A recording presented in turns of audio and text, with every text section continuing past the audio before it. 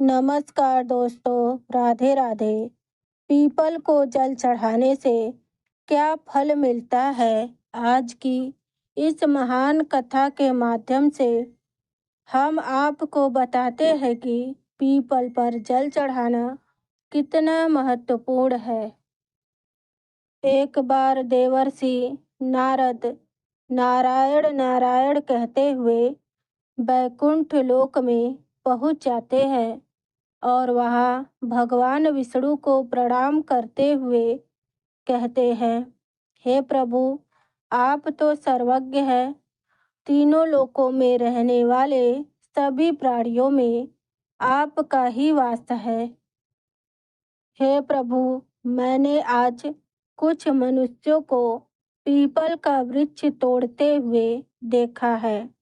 वृक्ष बहुत ही पीड़ा में था और मनुष्य बिना सोचे समझे ही पीपल के वृक्ष को तोड़ रहे थे।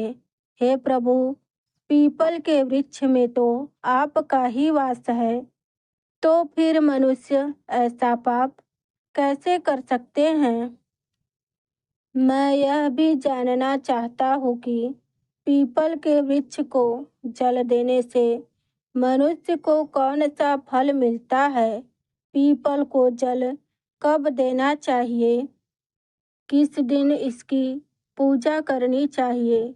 भगवान विष्णु ने कहा, हे देवर्षि, आपने सत्य कहा कि वृक्षों में मैं पीपल में निवास करता हूँ। पीपल के वृक्ष के महत्व को बताने से पूर्व मैं आपको एक प्राचीन कथा सुनाता हूँ। श्री हरि कहते हैं, हे देवर्षि, प्राचीन काल में एक अत्यंत शोभायमान नगरी थी जिसका नाम नंदीग्राम था। उस नगरी में एक श्रेष्ठ ब्राह्मण रहा करते थे। वे सदैव ही धर्म का अनुष्ठान में लगे रहने वाले सभी पशु पक्षियों की सेवा करने वाले थे। उनके आश्रम में एक प्राचीन पीपल का वृक्ष था जिसकी वह ब्राह्मण नित्य पूजा किया करता था। उस पीपल के वृक्ष को जल देता तथा एकादशी का व्रत करके पीपल को जल देकर उसकी प्रदक्षिणा करता था। इस प्रकार से उस ब्राह्मण ने उस पीपल की वृक्ष की पूजा करके बहुत सारा पुण्य अर्जित कर लिया था। फिर एक दिन एक भयानक राक्षस भोजन की तलाश में उस पुष्कर ब्राह्मण के आश्रम पर आता है और इधर उधर देखने लगता है। तभी वह ब्राह्मण कुटिया से बाहर आकर देखता है तो एक विशाल राक्षस वहां पर खड़ा हुआ है।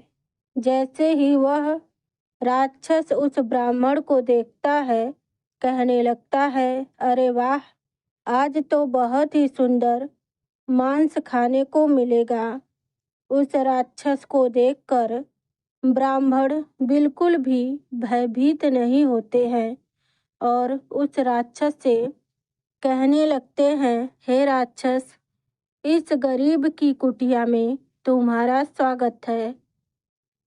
तुम बहुत भूखे दिखाई दे रहे हो, कहो तुम्हें भोजन में क्या दूं? ब्राह्मण के इस प्रकार वचन सुनकर वह राक्षस आश्चर्य में पड़ गया और सोचने लगा, यह ब्राह्मण मुझसे जरा सा भी नहीं डरा। अवश्य ही यह कोई बड़ा तपस्वी दिखाई पड़ता है। तब उसने कहा, हे महात्मा, आप कौन हैं? मुझे देखकर आप बिल्कुल भी नहीं डरे। तब वह ब्राह्मण कहते हैं, हे राक्षस, मैं भगवान विष्णु का भक्त हूँ। मुझे इस संसार में किसी भी चीज का कोई भय नहीं है। इसलिए तुम बताओ, तुम्हें क्या चाहिए? तुम्हारी जो भी इच्छा होगी वह पूरी की जाएगी। आओ इस वृक्ष के नीचे आसन ग्रहण करो।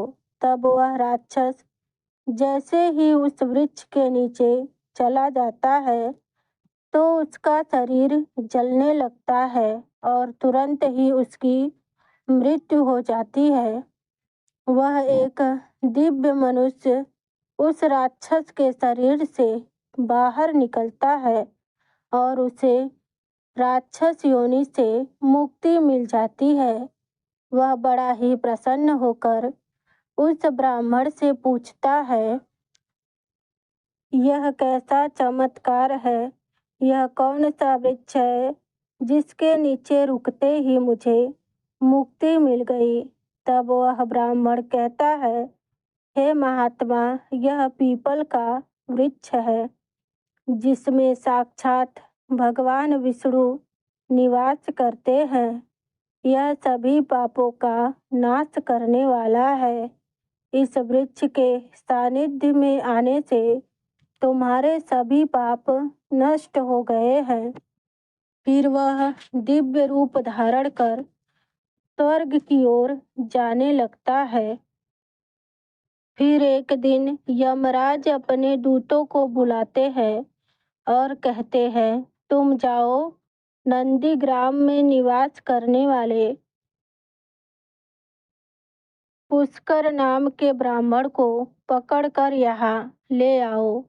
यमराज का आदेश पाकर वे दूत यमलोक से धरती पर आते हैं और उस ब्राह्मण को जीवित ही पकड़कर यमलोक ले जाने लगते हैं। रास्ते में महात्मा पुष्कर उनसे कहने लगते हैं, हे दूतों, तुम यह क्या कर रहे हो? मेरी तो मृत्यु भी नहीं हुई है, तुम मुझे पकड़कर यमलोक क्यों लेकर जा रहे हो? फिर यमदूतों ने कहा, अरे ब्राह्मण, तुम चुपचाप हमारे साथ चलो। खुद यमराज ने हमें तुझे लाने का आदेश दिया है। पता नहीं तूने कौन सा भयंकर अपराध किया है। फिर वह ब्राह्मण शांत रहकर उन यमदूतों के साथ यमलोक जाने लगता है। दूतों को बड़ा ही आश्चर्य होता है। यह न तो विलाप कर रहा है और न ही दुखी है। फिर वे यम के दूत उस ब्राह्मण को लेकर यमराज के सामने पहुँचते हैं। यमराज जैसे ही उस ब्राह्मण को देखते हैं तो उन दूतों से कहने लगते हैं, अरे तुमने ये क्या किया? किसे उठाकर ले आए? मैंने तुम्हें दूसरे पुष्कर नाम के व्यक्ति को लाने भेजा था जिसकी मृत्यु हो चुकी है। तुम लोगों ने बड़ी भूल की है जो इन महात्मा को उठाकर यमलोक ले आए। इनका स्थान यहाँ नहीं है। भगवान विष्णु की भक्ति करने वाले, पीपल की पूजा करने वाले इन महात्मा को उनकी इच्छा के बिना यहाँ पर उठा कर लाना ही घोर पाप है। तब वे यमदूत कहते हैं, हे धर्मराज, हमें क्षमा कर दो, हमसे बड़ी भूल हो गई। फिर वे यम के दूत उस ब्राह्मण से क्षमा मांगते हैं और वह ब्राह्मण उन्हें क्षमा कर देते हैं। यमराज उस ब्राह्मण से कहते हैं, हे ब्राह्मण देवता, आपकी पत्नी, पुत्र आदि बहुत दुखी हो रहे हैं। कृपया आप अपने घर वापस चले जाइए। अपने दूतों की भूल पे मैं आपसे क्षमा मांगता हूँ। फिर वह ब्राह्मण कहते हैं, हे धर्मराज, आपको प्रणाम है। इन दूतों से जो भूल हुई है उसके लिए मैं इनका आभारी हूँ। मुझे जीवित रहते ही आपके दर्शन का सौभाग्य प्राप्त हुआ है। धर्मराज, आपसे मेरी एक विनती है कि मैं संपूर्ण नरक का दर्शन करना चाहता हूँ, जहाँ पर पापी मनुष्य को कष्ट भोगने पड़ते हैं। ब्राह्मण की बात सुनकर यमराज प्रसन्न हो जाते हैं और कहते हैं, ठीक है, मैं आपकी इच्छा को अवश्य पूर्ण करता हूँ। फिर यमराज उस ब्राह्मण को पूरे नरक का दर्शन कराते हैं। उस ब्राह्मण ने देखा कि पापी जीव नरक में कष्ट भोग रहे हैं। कोई सूली पर चढ़ा है, कुछ प्राणियों को हिंसक पशु खा रहे हैं, तो कुछ को उबलते हुए तेल के घड़े में डाला गया है, कुछ को कोड़ों से पीटा जा रहा है, कुछ को जलती हुई भयंकर अग्नि में गिराकर रखा गया है। वे सभी आत्माएं जोर जोर से विलाप कर रहे हैं। उन आत्माओं को दुख और यातनाओं को भोगते हुए देखकर उस पुष्कर ब्राह्मण को बड़ा दुख हुआ। वे उन कष्ट भोग रहे प्राणियों को कहने लगते हैं कि आप लोगों ने पृथ्वी पर रहकर कोई भी पुण्य का कार्य नहीं किया, जिससे आप सभी को यहाँ नरक में कष्ट भोगने पड़ रहे हैं। वे सभी कहने लगते हैं, हमने पराई स्त्रियों से संबंध बनाए, दूसरे के घरों में चोरी की, निष्पाप पशुओं की हत्या की, दूसरों पर झूठे आरोप लगाए, अतिथियों का अनादर किया, ऐसे अनेकों पाप किए हैं। कोई भी व्रत अनुष्ठान हमने कभी नहीं किया, इसलिए नरक की सजा भुगत रहे हैं। फिर उस ब्राह्मण ने कहा, क्या आप लोगों ने कभी भगवान विष्णु का एक बार भी पूजन नहीं किया? इसी कारण आपकी ऐसी दशा हो गई है। जो मनुष्य पृथ्वी लोक पर रहकर भगवान विष्णु की पूजा करता है, उसकी ऐसी दुर्गति नहीं होती है, उन्हें मोक्ष मिल जाता है। आप लोगों ने कभी पीपल के पेड़ में जल नहीं चढ़ाया। पीपल को जल चढ़ाने से जन्मों जन्मों के पाप नष्ट हो जाते हैं। फिर वे नरकीय जीव कहने लगे, हे ब्राह्मण देवता, हम अपने पापों से भयंकर दुख भोग रहे हैं। नरक की अग्नि से हमारा शरीर जल रहा था, किंतु जो हवा आपको छूकर हमारी ओर बह रही है, वह हवा हमें शीतलता प्रदान कर रही है। हमारे कष्ट कम हो गए हैं। हे धर्मात्मा, कृपया आप कुछ देर यहाँ और ठहरे, जिससे हमें कुछ क्षणों का सुख मिल सके। धर्मराज ने कहा, हे धर्मात्मा, अब आपने नरक देख लिया है, अब आप अपने घर को लौट जाइए।